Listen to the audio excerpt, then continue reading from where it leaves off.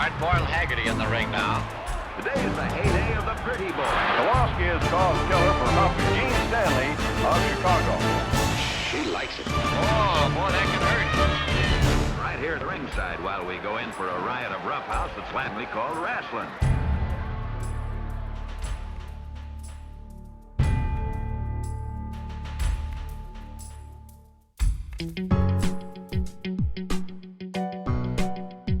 Before I got into wrestling, I was a phlebotomist. Do you know what a phlebotomist is? That is somebody who draws blood. So if you don't know what a phlebotomist is, a person in a laboratory that draws blood. So that's what I had done before. There was an audition. Some of the kids in my circle were extras in movies, and they wanted me to try this, and I did. And there was an agent, and just the agent ended up calling me one day. And remember, this is the 80s. We don't have cell phones, so I went to my machine at lunchtime, and it said, you have an audition at the Hyatt on Sunset in Hollywood, and it's a sports show. Get down there, and there's this man, David McLean, who I didn't know who that was, and he told about 500 women sitting there with their pictures and resumes. This show is going to be about women's wrestling, and I'm thinking in my head, I know nothing about women's wrestling. I know nothing. And all the ladies who had their pictures and resumes, I'm telling you, like a third of the ladies got up and walked away. And that scared me even more, because I'm like, what the hell do they know that I don't know? There was training, and I went to the training. That was Monday, Wednesday, Fridays. Mondo Guerrero was the trainer.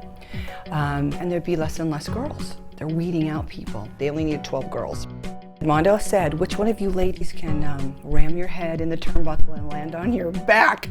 I raised my hand, and David was like, that's what we want. He goes, in my eyes, you were the first Glow Girl hired. And then after that was the infamous Lisa Moretti, Ivory, and then Americana was hired after that, Royal Hawaiian after that. We did a pilot, sold it. I moved to Vegas, and I did the pilot and all 4 seasons of the show. The way those girls used to work, and the way they put in the time and stuff like that, it brought female wrestling up to what it is now. The girls that you see now at the WWE, they're standing on those women's shoulders. Those women paid for it, and I thought it was good. They gave them an opportunity to get out there and showcase that they can do all of the stuff that we can do, and some of them could do it even better. The promoters already had 12 names and characters, and so I remember them saying there's going to be a farmer's daughter, there's going to be a cheerleader, and I remember looking at the characters that were written with their outfits, and I'm thinking, I'm not going to do her, and I kept thinking, well, Tina and Ashley I could do, Hollywood and Vine I could do. So they were basically putting the characters with our personalities. When I saw her character on TV, she was totally me. Like the whole character, the Hollywood, that was me. I was a rock drummer. I would dress like whatever Hollywood was doing, the shirts and that was totally me. So I identified with that character. And then I meet her when she first come up, and that was her. That character is her. Total rock and roll chick like me. And her and I just totally identified and were friends like that. She was a cute girl. She was feisty, attitude, knew what she wanted. She was Hollywood and Vine, you know, the tag team. They wanted her to be like a rowdy street girl. She said, oh no. She said, I'm gonna go buy my own costumes. And she knew what she wanted to be, and she was fun, exciting. She was willing to do whatever to make the show a success. And thank goodness they gave me Hollywood, because I was like, yes, Hollywood. So they already knew. They put, like I said, the personalities to our characters, and that's how I became Hollywood. When they introduced me to Mountain Fiji, we were in the Riviera Hotel, and McLean goes, hey, see that woman over there? She's 350 pounds. He goes, you're wrestling her. And I looked at him. I go, no, I'm not. Well, obviously you don't say that to the promoter. He goes, yeah. He goes, you are. So Mountain Fiji, I thought I was gonna die.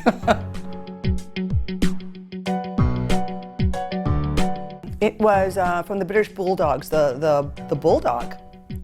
Then that was the first one. And then the second one, you know, after training with Mondo, the women started training each other. We had Jasmine that trained us, Princess Jasmine, excuse me.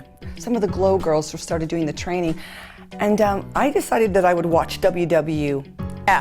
And I'm like, I'm going to watch and see what they're doing because this is, I need something different. I need something wild. What can I do? And I really loved the flying head scissors. And I practiced that with one of the girls. I go, who wants to do this flying head scissors with me? And I just perfected it. And we did it and we did it. And that became, in about the third and fourth season, my signature move.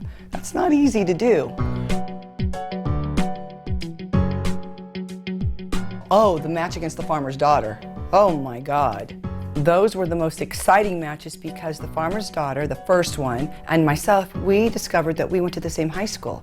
I was just 3 years older. So you gotta know that there's that animosity, the competition thing going on, and man, I'm a heel, she's a baby face, and heels back in the day aren't winning all the time. So I wanted to win and she wanted to win, and we would get in the ring and I'm thinking, you're doing a heel move.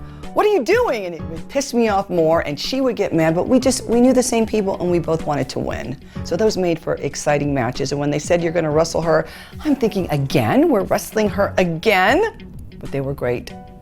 They were the best matches. The coolest thing I will say that I loved that would happen before I would enter the ring.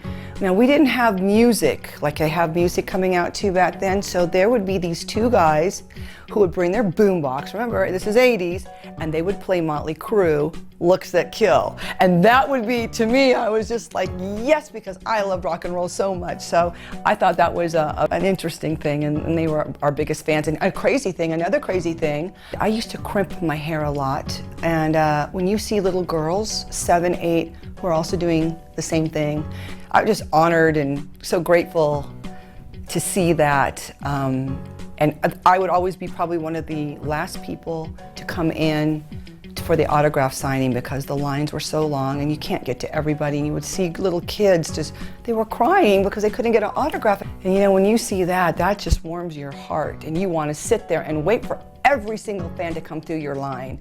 I got pulled away sometimes when I wasn't able to do that, so forgive me, Houston.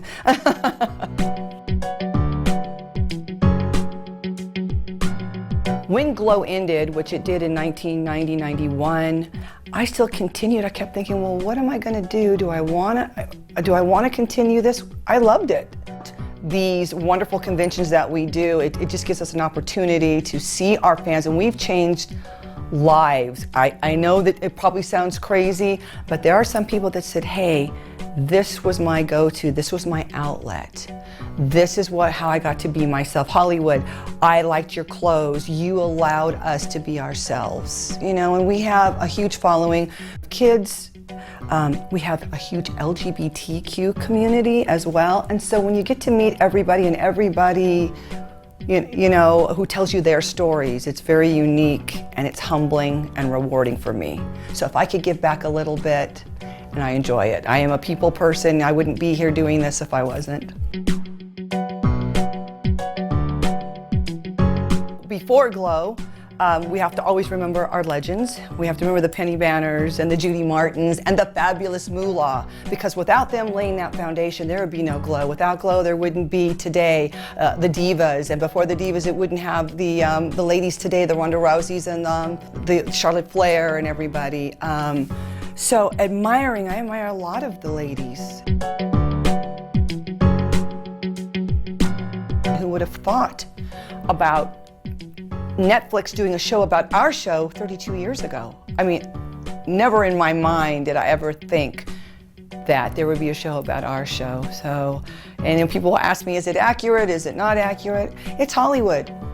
No pun intended, but it's Hollywood, so you have to have these other big stories going on. You might have drug use over here, you might have this, and I will say, if we were ever caught drinking or doing drugs, we were fired immediately.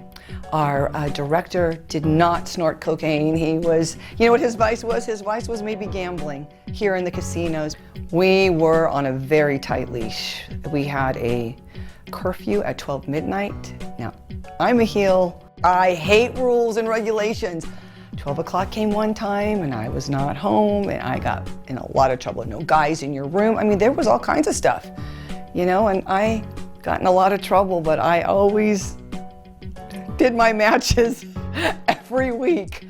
You know, I didn't get fired or released or anything. So, I mean, I enjoyed my time with the Gorgeous Ladies of Wrestling. Oh boy, I am a nerd. I am a computer nerd.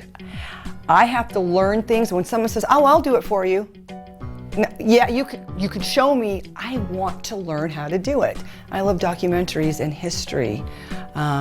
So I don't usually watch comedies all the time, which is great to watch comedies, but I love the Forensic Files and I love Discovery Channel and all of that. So, and then I'm a nerd on the computer.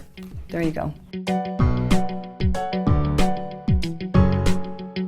I think I'd like to be remembered as someone who's fair, neutral, kind. You treat people the way you want to be treated. That's how I grew up. I want people to remember that it is the one and the only Hollywood. That is how I want to be remembered.